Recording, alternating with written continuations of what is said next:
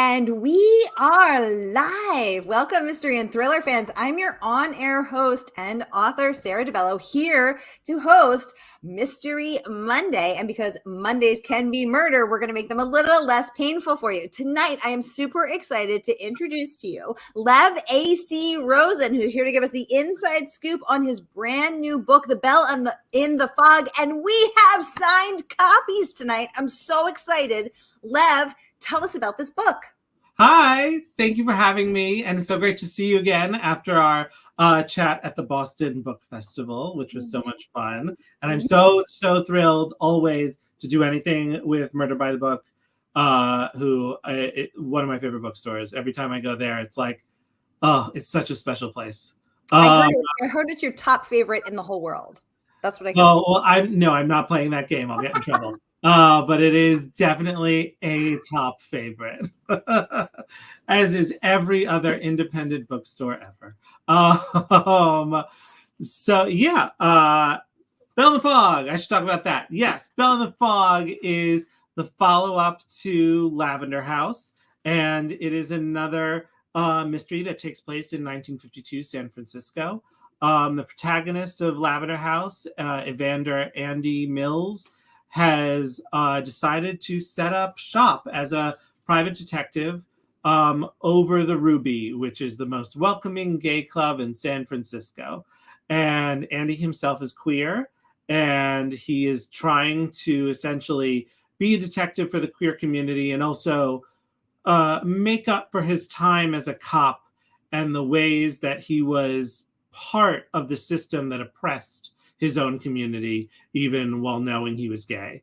And, he's trying to get business. He has a deal with the owner, Elsie, of the bar, Elsie, who's a friend, that he will give her a percentage of his earnings. But he isn't bringing in many clients, and the clients he is bringing in, he doesn't love. And he feels like it's only a matter of time before Elsie figures out that this has all been a terrible idea and kicks him out, and he doesn't want that. So he's pretty desperate for work and for the community to accept him, which will lead to more work.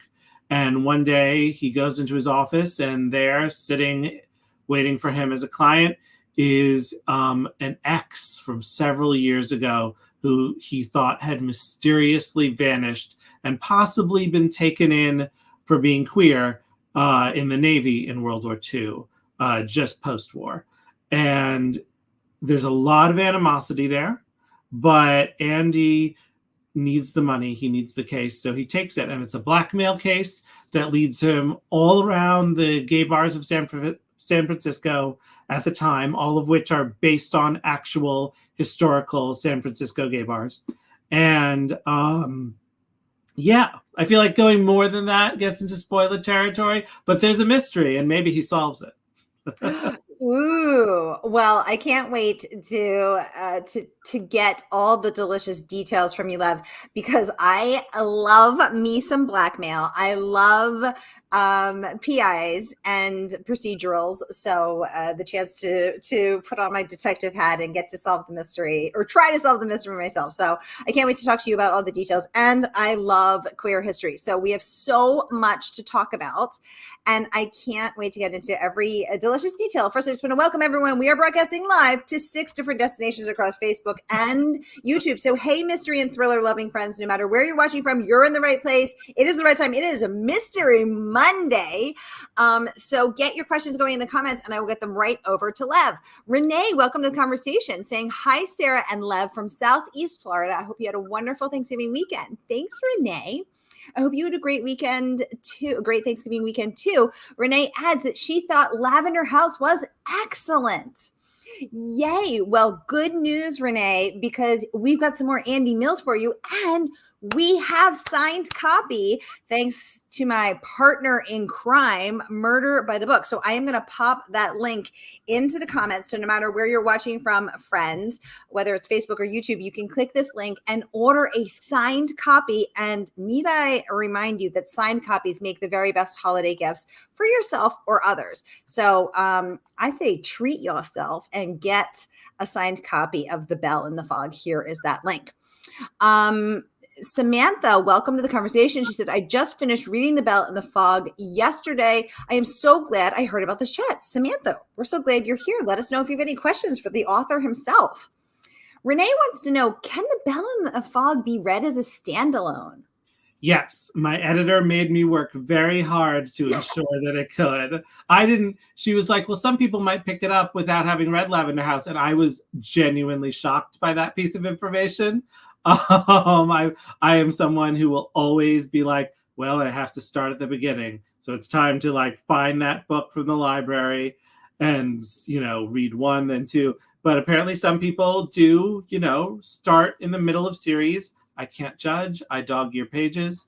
My editor worked very hard with me to make sure you can pick it up right from the start, and you don't need to have read Lavender House, hopefully. Although reading Lavender House obviously makes the experience better. That must be really hard, Lev, to both write a book that people can jump right in on. Who the hell is this Andy Evander Mills guy? But also your stans who've been with you since book one, who are like, we know Andy, we know his history, we know this guy.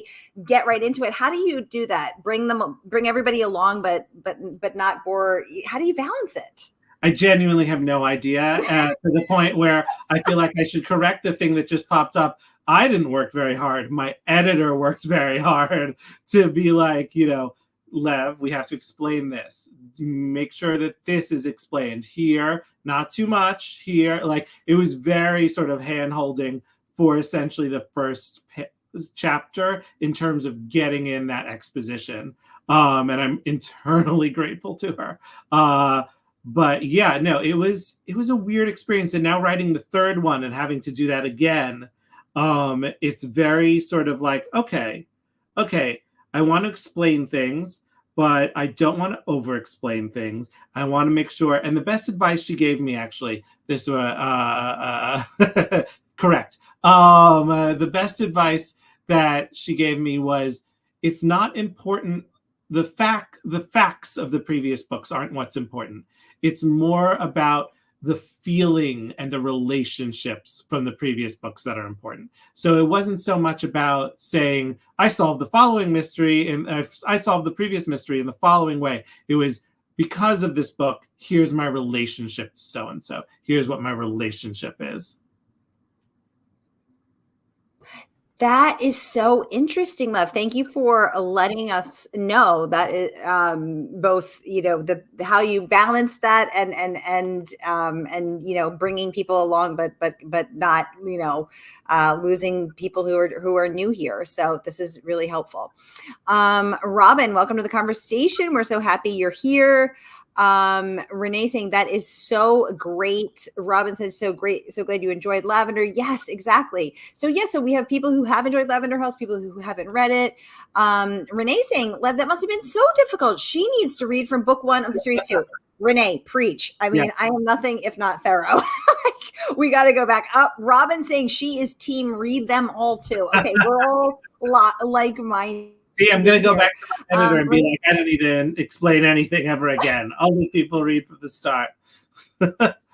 You just write on page one, make sure you've read all 36 books before this. Well, isn't that what the little opening thing where it says previous books in the series is for? I didn't actually know. I thought the other were just showing off. I have no idea. Renee wants to know, will there be more Andy Mills books in this series? Lev, can you tell us anything? Yeah, there are at least 2 more. I'm hoping for more, but the third book will be out next fall and the fourth the fall after that, barring anything bad happening. And Can you tell us anything about them, Lev? Yeah, the third one I'm in edits on now, and I can tell you the title. I've been saying a bunch of titles because originally my editor okayed one title, but then marketing wanted it changed. So there is now a title that, as far as I know, everyone has signed off on, and it is Rough Pages. And it is about the book community, the gay book community of San Francisco in the 50s. There are these things called book services, which is sort of like, what we think of as being book crates now. You'd sign up and they'd send you books, book a month usually. And there were services that were specifically gay books, because there were a lot of gay books in the 50s. We don't talk about this anymore. We forgotten that history. And the thing is, though, that while publishing those books was not illegal, sending them through the mail in some cases counted as distributing, inappropriate materials. And so therefore did become illegal. There were one book, in the post office went after them. They sued one gay book service. Yeah, and someone almost ended up going to jail for it and ended up having to pay a fine. So there's already some inherent legality issues to just sending gay books through the mail. So I wanted to explore that, and then also the mafia. Ooh, so wow, and also the mafia, of course, obviously. Oh my goodness. I think I'm just always fascinated when the mail gets involved, because that's how they got Capone, and not just Capone, but many other wrongdoers who had successfully evaded the law would get nailed on those federal mail fraud, defrauding the mails. Charges. So the postal service. this is my jam.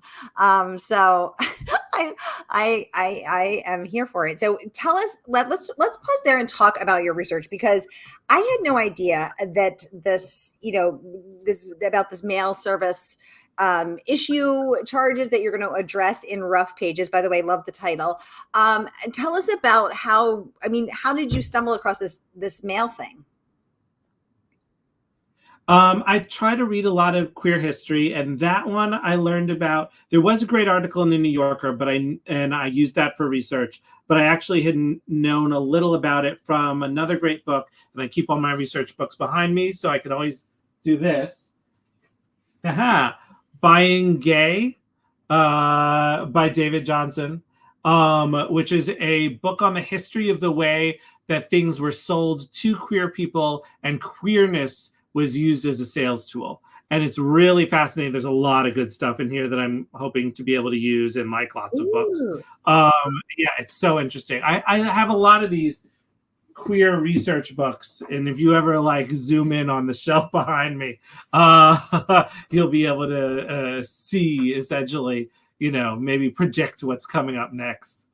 Ooh, yes. And I'm going to be investing in my binoculars right after this. Hold on, I'm going to get a Cyber Monday deal and some really strong binoculars, and then randomly going to be showing up outside your apartment.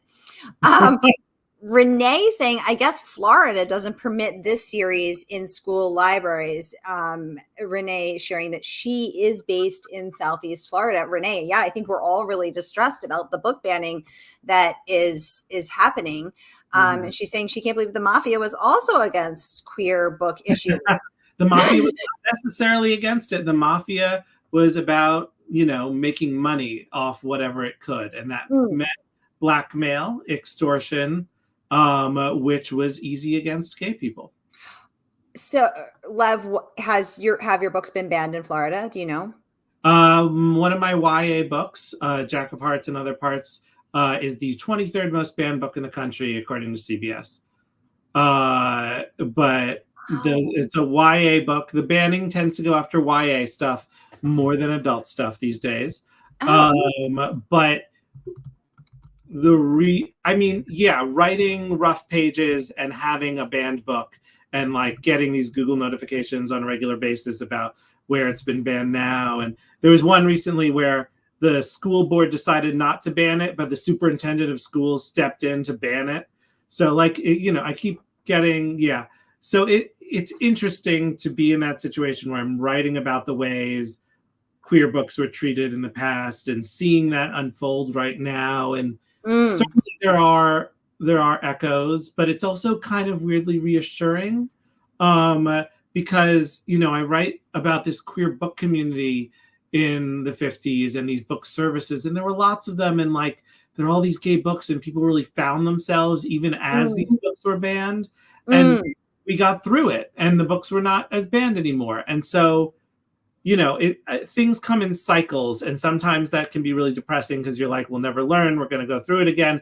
But sometimes it can be really inspiring because you see how, if you look at the history, you can see how people found each other despite that in the past. You see how we survive and thrive even under these circumstances, and it gives you hope when you're looking at dark times. Lev, I love that. I love that because I think there's another dangerous trend right now, which is to ignore history or want to turn away from history or want to whitewash history, and not look at the really painful parts. But I feel like if we don't look at those painful parts in a really honest way, we're never going to do better, and we must do better going forward. But I love your more positive spin of looking at this as a map and as inspiration for how we as humans survive and thrive no matter what. What a beautiful, empowering, positive thing. Thank you so much for that. Yes. Okay. We have so many questions going on, so we're going to get right into them. Okay. Let's start with Samantha. She said, I love that you talked about transferring the feeling of the book.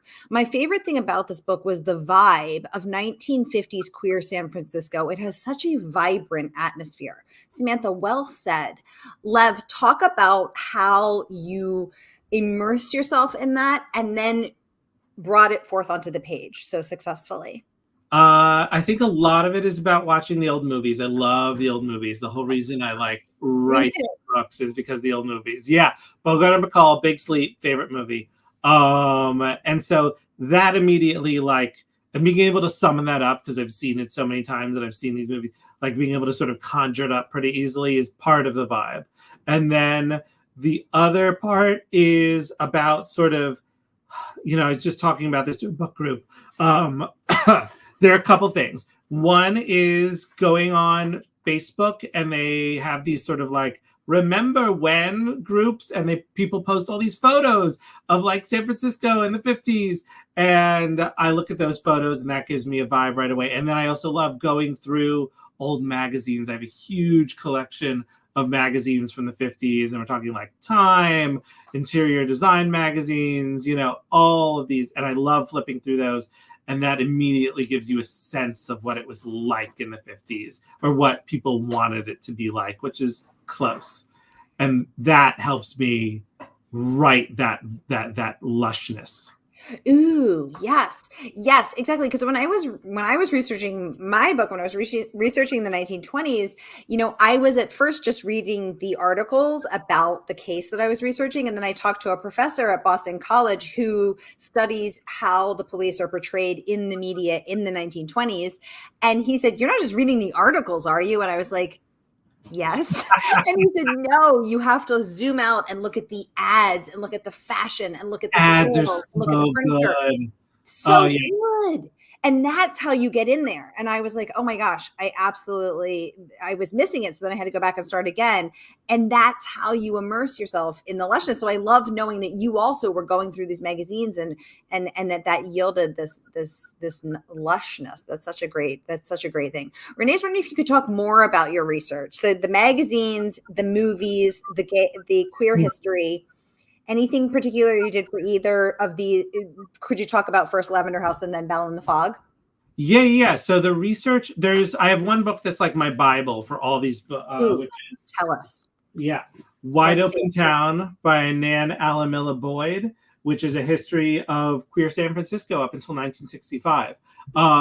So it really was one of the first things that let me dive in and be let's see what this place was like. Let's see what the queer community was like. So this is always a key text for me. And I thank her, even though I've never met her, we've never spoken, never emailed.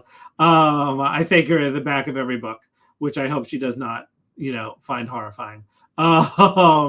And so this was a key text. And then also for Lavender House, a lot of old magazines, but Lavender House didn't require too much research. There were a few things, he goes into San Francisco, he goes to a party the mayor's wife is throwing, a fundraiser at one point. And so I had to find a nice ballroom and know what the mayor's wife looked like. But that was easy enough to find through Google. For the second book, with again, wide open town, huge influence there, especially with all the gay clubs. But the other part of it is the gay community in the armed services in World War II. And that, my key text was Coming Out Under Fire by Alan Berube, which is all about, the queer people in the armed services in World War II. And this is like such an eye-opener. And there is a documentary, but the documentary was made sort of to try to stop the passing of Don't Ask, Don't Tell. And so it's very, it has more of a specific point to it. And so it only tells a little bit of the story. This is much more comprehensive, and it like shows the ups and downs, and like, it has stories, lots of primary sources of letters from queer men in the armed services. And it's stuff like, yes, some people got sent to asylums, but in the military asylums, they often created communities. And then some people were fully just like having sex on their ships, and the captain knew about it, and like was just like, as long as you're good sailors, I don't care. Like, as long as you're doing your part. And then some people would immediately throw them in the brig. It really varied. And the military itself didn't super know what was going on until towards the end of the war. And that's when they were like, all of a sudden putting out these little movies about like what to do if a homosexual approaches you. And like, sending and using their intelligence services to start watching people they thought were queer. And it becomes really dark and scary, people being brought in front of tribunals and forced to name names. And that's the Lavender Scare and the beginning of the Lavender Scare. But what really caused the Lavender Scare is the draft, because during the draft, all these people, all these men especially, you're the one gay guy in your small town. You're not going to have a community. You're drafted with a bunch of other one gay guys in your small town. You all end up in this, military, Navy training camp, whatever. You're going to have a community all of a sudden. You're going to find each other. And that created a queer community that, drew more attention, which resulted in the Lavender Scare, trying to crack down on it. So it's an interesting thing. Everything comes in cycles. Thank you so much for this history lesson, Lev. This is so fascinating, and a chapter of American history and American military history I had no idea about. And my sister actually serves in the Army, so I just am so fascinated by this. I absolutely love it. Great story about the women in the military is that, oh God, I've forgotten everyone's name. But essentially it was brought to the head of the military's attention that there were a lot of queer people in the military, and he was like, oh God, we got to do something about that. And he turned to the woman who was in charge of women in the military and was like, can you get me a list of everyone who you think is queer in the military, all the women? And she said, I can't. Renee saying, you are so funny, Sarah. I am funny. Thank you, Renee. I'm the funniest. Let's get into, okay, Renee wants to know, did you come up with the titles of your books, or did someone else or your editor? And I think, did you so tell us about Lavender House, Belle and the Fog, and then I think you referenced something about Rough Pages. Tell us the story of that one as well. Yeah, so Lavender House and the Belle and the Fog, I came up with those titles. They were approved by everything. Everyone's good. So that was me, and everyone signed off on it. The third book, my original title was A Bad Story. And my editor liked that, but then marketing weighed in and felt it didn't line up with the other two because it lacked a sensory detail. So lavender is a smell, a bell is a sound, so it didn't have that sort of evocativeness. It was more sort of duh. They said it sounded a little YA to them, which I don't agree with, but I understand what they're coming for. And the idea of a sensory detail being missing, I liked. So I was like, okay, then, and I immediately was like, well, then we should call it Rough Pages. And I tried thinking of other ones too. I came up with something else. Wait, what was the working title of? A Bad Story. A Bad Story. Okay. Yeah. And Rough Pages got signed off on. But the other one was Paper Cuts, which I thought was sort of a sensory thing because you feel about it, but it also feels a little domestic.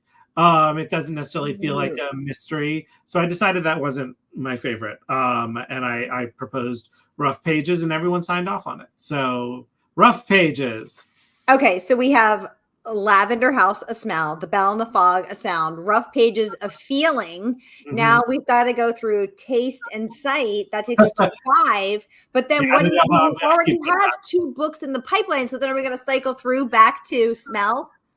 I don't know. I don't know what the plan is. The working title for book 4 is The Long Ride. I don't know what they're gonna. I don't know. I'm gonna try to keep that. We'll see how they feel about it. Oh my gosh. Well, now I feel like I like going through I like the story of the senses, but now I feel like I need ode or something. What's the word for when it's a really hot day and everything you look out over the horizon and it shimmers slightly? Oh yes. I don't know. We're just the heat is literally shimmering. Yeah, like that would be the thing I would want to evoke Sight for the 4th one, I think. Ooh. Okay. Well, I should think probably learn the name of it. Exactly. Renee's wondering, Lev, where did you grow up? Tell us about that. Born and raised New Yorker. How do you think that's impacted your writing, if at all? I don't know what the suburbs are like. Renee says it's amazing that you came up with those first 2 titles. Yes, and they loved them and approved them. I totally agree, Renee. That's so cool. She's proposing. What about a smelly story? Yeah, exactly. A stinking Soho. Smell thing, right? Exactly. We go through sight, we go through touch, we got a lot. Sight as a sense. Yeah, we've got so much. Speaking of senses, let's talk about this. Speaking of senses, let's talk about Publishers Weekly review, which calls this gripping. See how I did that? See how I segued right in there? Yeah, nice. Thank you. Thank you. They rave that Rosen's candid portrayal of the casual cruelties perpetrated on queer people in the 1950s provides a novel and edifying foundation for a traditional mystery. Readers will be ready for the next Mills adventure as soon as this one ends.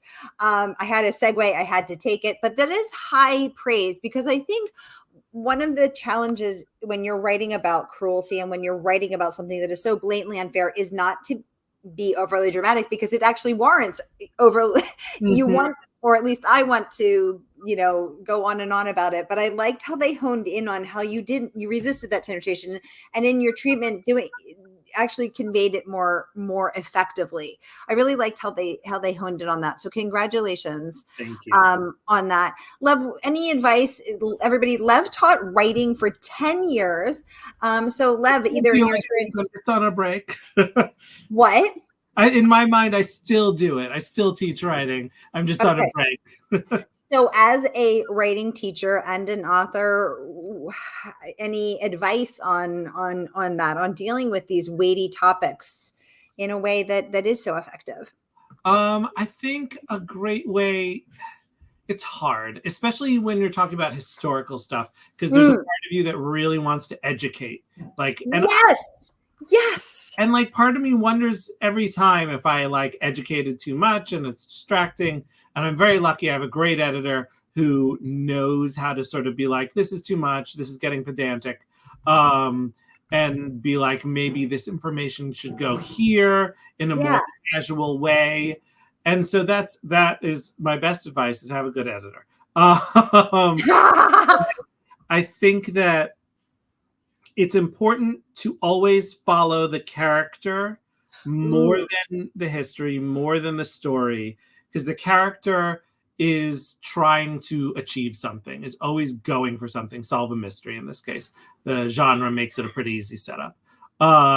And so what information is key to solving that mystery for that character? What do they have to go back over? What bits of history do they have to remember or reflect on? And that is what lets you get that history in ways that hopefully feel natural. So I still don't know if I do it perfectly well. But it's a really difficult thing to balance. It really, really is. Renee wants to know, where do you teach writing, Lev? Gotham Writers. It's a postgraduate creative writing school in New York City. Excellent. I want to also talk about this review from Book Page, talking about your writing of an atmospheric novel. Again, hearkening back to that, your rendering of such a lush and evocative. I'm going to pop this up so we can all read it together. They say, Book Page says, the result is lush this whole time. the result is an atmospheric historical novel, as well as a gritty noir mystery that will thrill both readers who already love Andy Mills and those meeting him for the first time. I loved that as well, speaking to your ability to, as we started this interview, both bring your stands along and introduce new fans to Andy. Y'all, we are out of time. Time flies when you're having so much fun. So here again is that link to order your signed copy of The Bell and the Fog. So no matter where you're watching from, grab your Facebook or YouTube, grab your copy right here. And again, a signed book makes such a perfect holiday gift for yourself or the mystery and thriller lover in your life. So the good folks at Murder by the Book will ship this out to you tomorrow, no matter where you are in the country or beyond. So here is that.